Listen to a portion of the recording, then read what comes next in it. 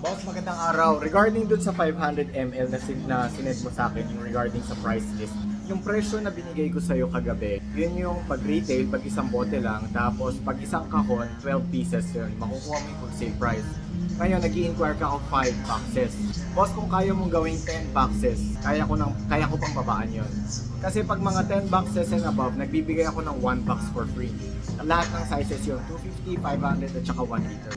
Nabanggit mo sa akin, 7 ang branches mo, boss. 12 lang ang laman nito sa isang kahon.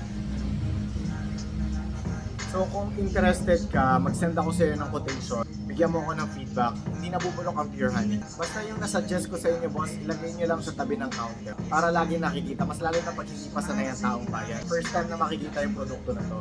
Ganito nyo makukuha, boss. May free honey dipper, tapos yung tags. 3 tags yan eh. Tapos yung pangalawang tags may benefits. Tapos yung kung saan galing, Cordillera region, no, yung honey. Sendan kita ng quotation, boss, for 10 boxes and above. Tapos may 1 box for free, bali 11 boxes ang marireceive ninyo. Bigay ko ng mas mababang presyohan. Kung kayo sa 5 boxes or 10 boxes, abisuhan nyo lang ako para sa pag-prepare nun.